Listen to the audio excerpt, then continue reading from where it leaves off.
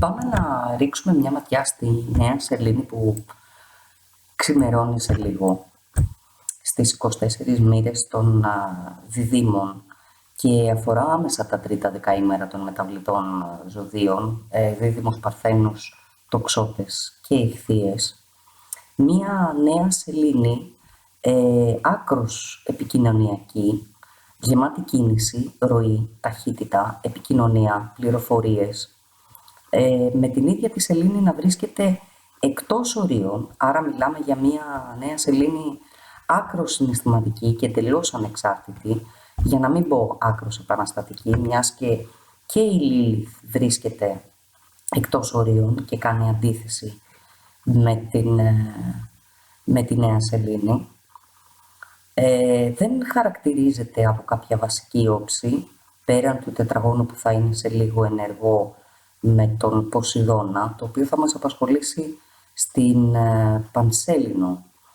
Άρα ο πρωταγωνιστής αυτής της νέας σελήνης θα είναι ο κυβερνήτης της, ο Ερμής, ο οποίος κάνει ένα υπέροχο εξάγωνο με τον Άρη από το 12ο, όπου οι κρυφές σκέψεις θα πρέπει πρώτα να περνούν από φίλτρο, γιατί η όψη αυτή αλλάζει τη δυναμική της έκφρασης του λόγου, γίνεται πιο κοφτερός ο λόγος, ενδεχομένως και επιθετικός. Αλλά σίγουρα μέσω της κάθε μορφής κριτικής, ακόμα και της αυτοκριτικής, προσφέρει και τη βελτίωση, όπου είναι και το ζητούμενο.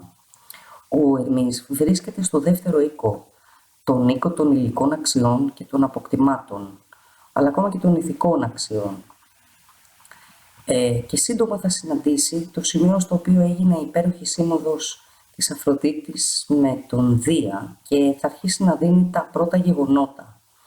Η κρυφή αντιπαραλληλία που έχει με τον ανάδρομο Πλούτονα από τον Υδροχόο, ναι μεν μπορεί να του δίνει τη διανοητική δύναμη της πυθούς, ακόμα και της διανοητικής υπεροχής, αλλά μπορεί να πάρει, μπορεί να πάρει διαστάσεις υπερβολής αν δεν χαλιναγωγηθεί, ειδικά όταν θα περάσει Ερμής από το συγκεκριμένο σημείο. Οπότε σίγουρα σε αυτή τη νέα σελήνη θα πρέπει να προσεχθούν ιδιαίτερα οι σχέσεις με τα αδέρφια, με τα παιδιά, τα περίεργα συμβόλαια, σίγουρα ο σκληρός ο λόγος, γιατί όπως είπαμε δίνει τη δύναμη της πυθούς, αλλά απαιτείται έλεγχος και φίλτρο. Δώστε λίγο παραπάνω σημασία στο ποιες ηθικές αξίες μεταμορφώνουν τη ζωή τους τελευταία. Ακούστε τα παιδιά σας, κάτι έχουν να πούν, επίσης δώστε τους λόγο. Θα πρέπει επίσης να προσεχθεί η επικίνδυνη οδήγηση ή ακόμα και τα παρακινδυνευμένα πράγματα κατά τη διάρκεια μιας μετακίνησης. Μην σας πέσει δηλαδή κανένα 20 λεπτά στον υπόνομο και επιχειρήσετε να το πιάσετε, αφήστε το να πάει, διότι μπορεί να συμβεί το απροσδόκητο. Αυτά όσο αφορά τον κυβερνήτη της νέας σελήνης. Κατά τα άλλα, η ανάδρομη Ήρα από το ζώδιο του Υδροχόου πραγματοποιεί ένα πολύ ωραίο τρίγωνο με τη Δήμητρα που βρίσκεται στο 12ο. Αυτή η όψη μπορεί να ενώσει με ξαφνικό τρόπο ανθρώπους που εκδηλώνουν την αγάπη τους και το ενδιαφέρον τους μέσα από το λόγο. Ανθρώπους που τα εγκεφαλικά τους ερεθίσματα περνάνε μέσα από νέες, ακόμα και κεντρικές πληροφορίες. Ενώσεις που μπορούν να παντρέψουν ακόμα και κοινωνικές δραστηριότητες όταν η Ήρα ορθοδρομήσει, και δεν εννοώ απαραίτητα ενώσεις ανθρώπων.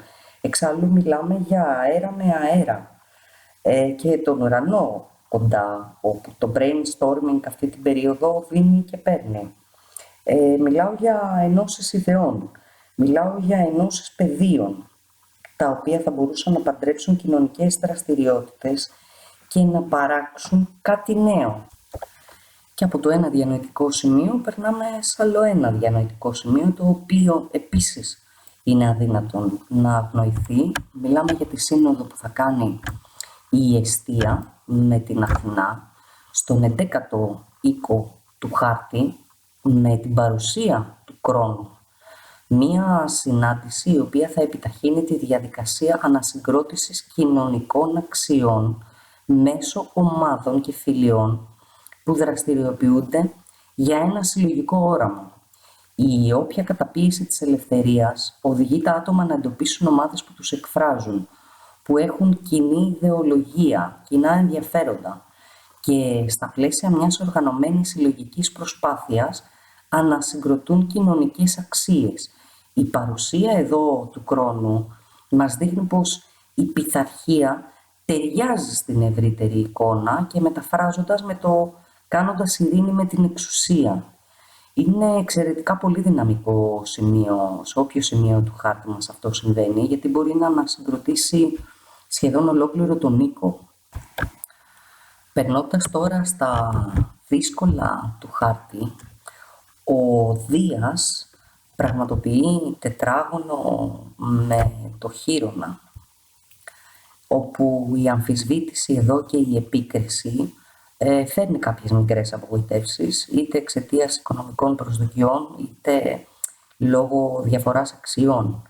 Και έτσι τίθεται και το σοφρονιστικό φρένο σε αυτή τη νέα σελήνη. Όσοι προσδοκούσαν μια διαφορετική αντιμετώπιση από κάποιες συλλογικές ομάδες, ενδεχομένως και οικονομικού περιεχομένου ή κάποιας αναγνώρισης από αυτές, στις οποίες κινούνταν μέχρι χθες, γεύονται αυτή τη μικρή απογοήτευση λόγω πνευματικής μυσαλλοδοξίας, πιθανώς που εκφράζει αυτή η όψη, μιας και τα ζητούμενα του Χείρονα είναι ακόμα ενεργά και επιζητούν θεραπεία, κάτι το οποίο το δείχνει ο χάρτης πολύ σε αυτή τη νέα σελήνη. Το κρυφό τώρα τετράγωνο, η κρυφή μάλλον παραλληλία που έχει με τον ουρανό, δείχνει την αντισυμβατικότητα που διοχετεύει συνεχώς ο ουρανός μέσω των ιδεών του στο Δία. Απλώς το κάνει λίγο πιο σιωπηλά. Οι δομές ούτως ή άλλως έχει δρομολογηθεί ώστε να αλλάξουν. Το βλέπουμε αυτό εξάλλου το προηγούμενο διάστημα. Ο ουρανός είναι σε τρίγωνο με τον Ποσειδώνα, ο Ποσειδώνας είναι σε τρίγωνο με τον Πλούτονα, ο Πλούτονας είναι σε τρίγωνο με τον ουρανό. Αυτά είναι δομές που αλλάζουν. Οπότε το οικονομικό όφελος δεν μπορεί να είναι το προσδοκόμενο σε αυτή τη νέα σελήνη. Σίγουρα υπάρχει κάτι άλλο που έχει προτεραιότητα. Ο Χείρονας όμως αυτή τη στιγμή πραγματοποιεί και ένα τετράγωνο με τον Πλούτονα. 11ος. Αυτό μας δείχνει το ενεργειακό μπλοκάρισμα και τις δύσκολες μορφές κακοποίησης που λαμβάνουν χώρα μέσα σε διάφορες συλλογικές ομάδες, σε χώρους όπου ακόμα και η ανώτερη γνώση δεν σταματά τη βία και την κακοποίηση. Και αν κάτι έχει να μας πει ο Χείρονας αυτή τη νέα σελήνη, είναι ακριβώς αυτό, ότι έχει έρθει η ώρα να σταματήσει αυτή η κακοποίηση που βιάζει προσωπικότητες και να θεραπευτούν ομάδες, να θεραπευτούν προσωπικότητες και να εξελιχθούν. Ο εγκιβωτισμός εξάλλου της αρμονίας είναι εμφανής από τους εμπεριεχόμενους οίκους αυτής της νέας σελήνης. Ο Πλούτονας όμως δεν φέρνει το χάος μόνο στις ομάδες, αλλά πραγματοποιεί και αντίθεση με την Αφροδίτη, η οποία μόλις εισήλθε στο Λέοντα, είναι ακόμα φανερά φορτισμένη από τον Δία. Έχει περάσει στο Λέοντα και ετοιμάζεται να περάσει και στον τρίτο οίκο, που είναι οι επικοινωνίες, είναι η διασκέδαση, είναι τα δημιουργήματα. Είναι μία όψη άλλοτε μοιραία, άλλοτε σκληρή.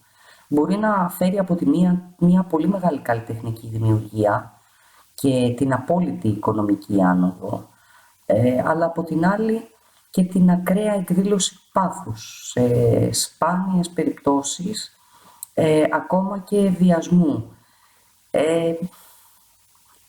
Σίγουρα εδώ θα πρέπει να προσεχθούν τα γυναικολογικά ζητήματα, τα ορμονικά θέματα και ο θηροειδής στις γυναίκες, καθώς και τη θέση των γυναικών μέσα στις ομάδες τις οποίες δραστηριοποιούνται.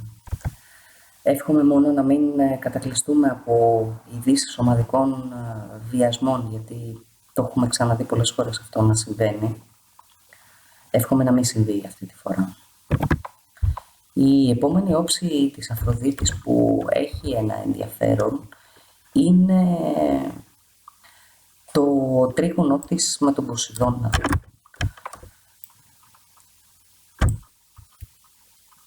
Εδώ μας μιλά για καλλιτεχνική δημιουργία, για πλατωνικούς έρωτες, για ρομαντικούς γάμους, ακόμα και κέρδη ως αποτέλεσμα κάποιας έμπνευσης. Με την ίδια όντας πλέον στο λέοντα, όσο και να μη θέλει, η έμπνευση θα είναι διάχυτη. Σίγουρα η ουτοπία εδώ θα πρέπει να διαχωριστεί από το ρομαντικό στοιχείο για να εκδηλωθεί ποιοτικά, αλλά δεν πάβει να δίνει κάτι πολύ όμορφο. Η ίδια επίσης κάνει εξάγωνο με τον ουρανό, που δείχνει ξανά την έκφραση ανεξαρτησίας και τις ξαφνικές επιτυχίες, ακόμα και τις ερωτικές. Τους απροσδόκητους γάμους, ξαφνικές ενώσεις. Γενικά οι ξαφνικές ενώσεις είναι διάχυτες σε αυτή τη νέα σελήνη. Από όλα τα παραπάνω, σίγουρα μπροστά μας έχουμε διάχυτο το ερημιακό στοιχείο, το επικοινωνιακό και το θηλυκό, το οποίο είναι πανταχού παρόν και στο πρώτο πλάνο. Από παντού μιλάνε οι γυναίκες και σε αρκετές περιπτώσεις η επανατοποθέτησή τους μέσα στο σύνολο και το αναπόφευκτο σπάσιμο αυγών τους θα οδηγήσει στην επιτάχυνση της διαδικασίας ανασυγκρότησης των κοινωνικών αξιών. Νομίζω ότι θα ακούσουμε πολλά από πολλές γυναίκες αυτή τη νέα σελήνη και κατά την προσωπική μου γνώμη καιρός ήταν. Αυτά λοιπόν για τη νέα σελήνη. Θα προσπαθήσω να ανεβάσω και το τι σημαίνουν όλα αυτά για τους οροσκόπους μας. Απλά δεν προλαβαίνω να το κάνω σε αυτό το βίντεο. Είμαι η Βαλεντίνα Παγκαλάκη, παρακολουθείτε το Astro Society και μέχρι την επόμενη φορά απολαύστε.